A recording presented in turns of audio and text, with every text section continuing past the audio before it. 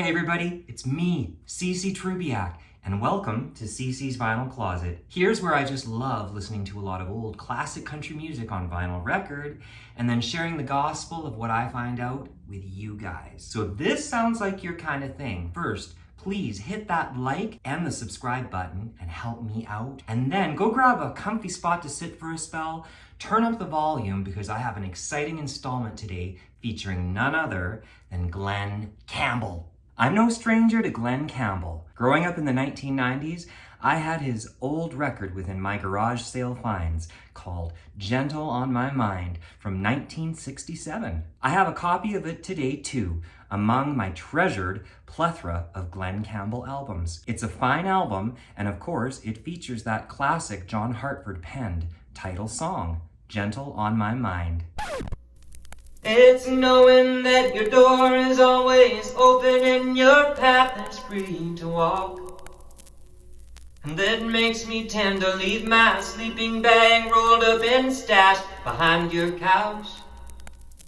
And it's knowing I'm not shackled by forgotten words and bonds and the ink stains that are dried upon some line that keeps you in the back roads by the rivers of my memory and keeps you ever gentle on my mind.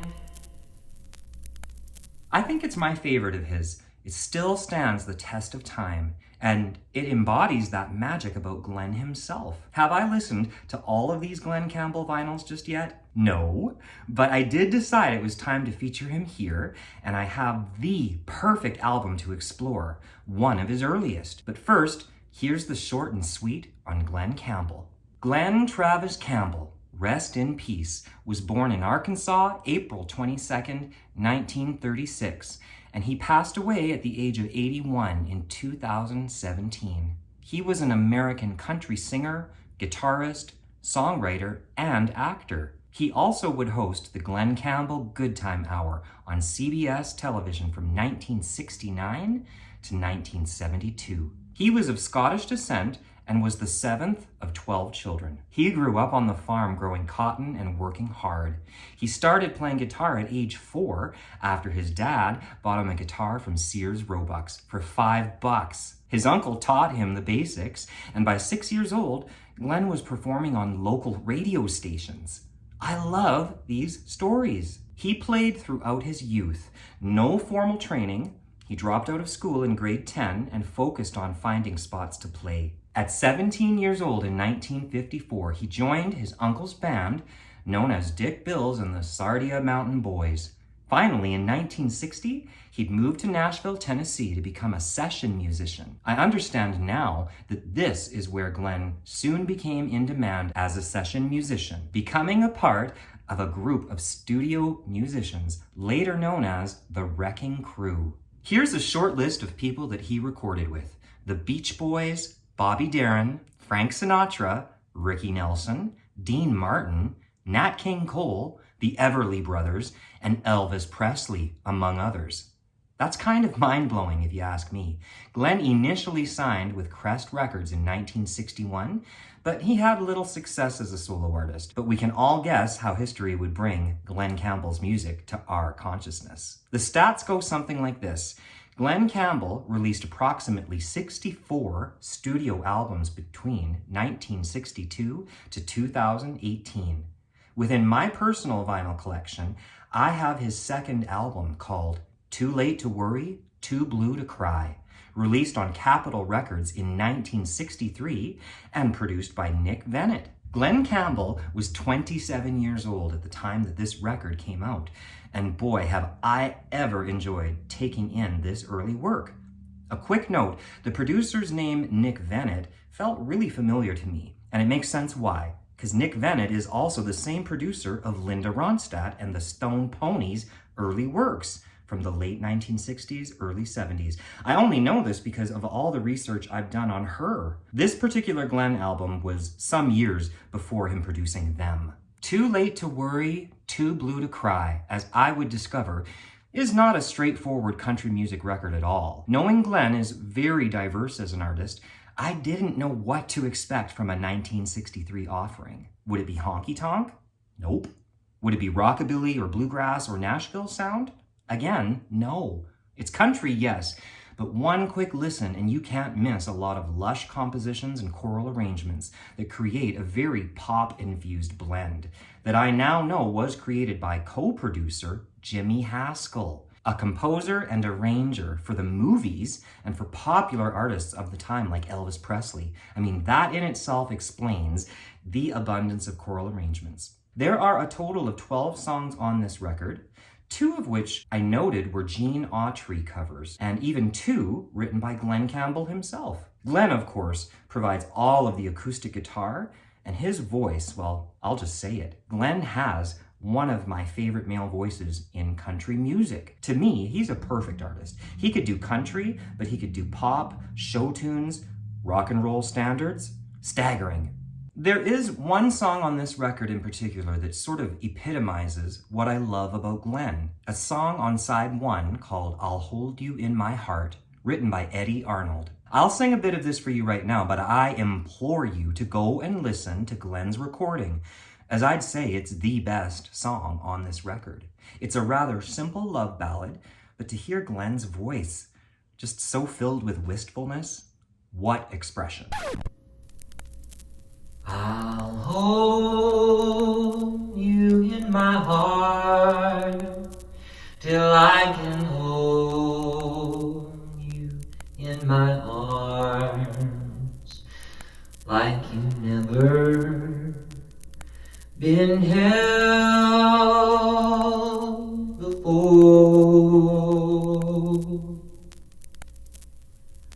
I'll think of you each day, and then I'll dream the night away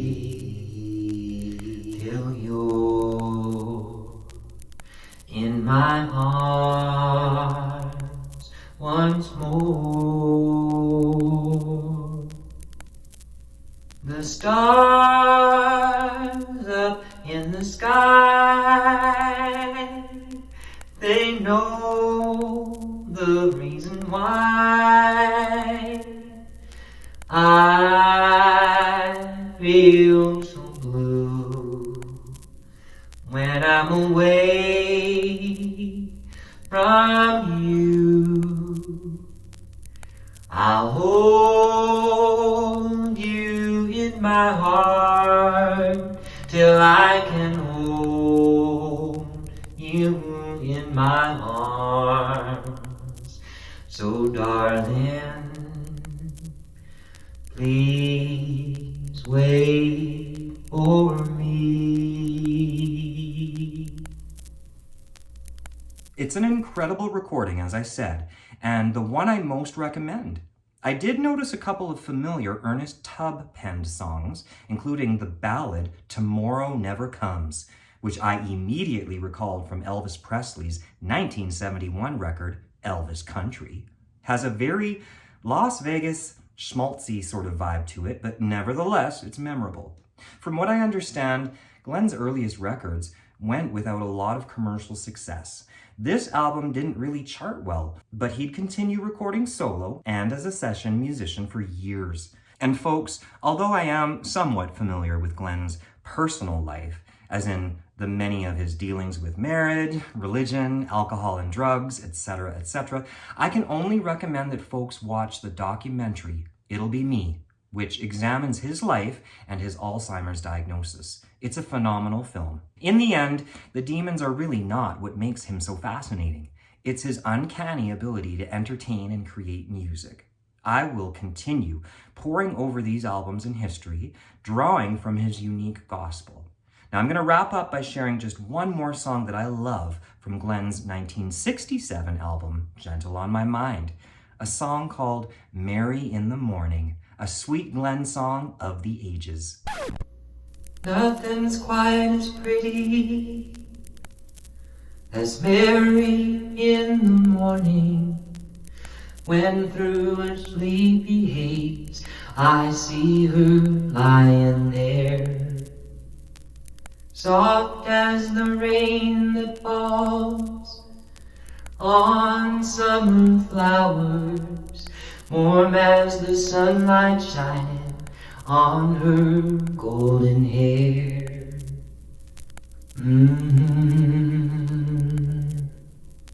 My Mary's there in sunny days or stormy weather.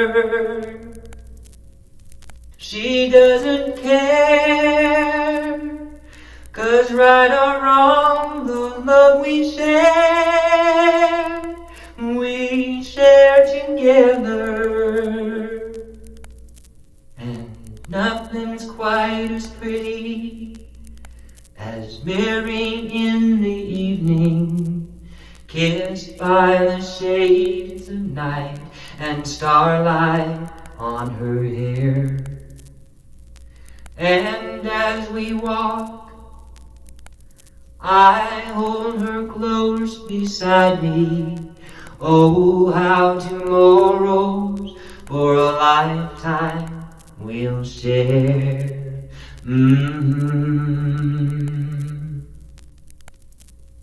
It goes without saying, I love Glen Campbell. I understand why he's left such a legacy, but I have to ask, what are your thoughts? What are your recommendations? As always, I thank you guys for watching. Please hit that like and subscribe button and drop me your comments below in the comment section. Until next week's installment of CC's Vinyl Closet, take good care of you and take sweet comfort in the music.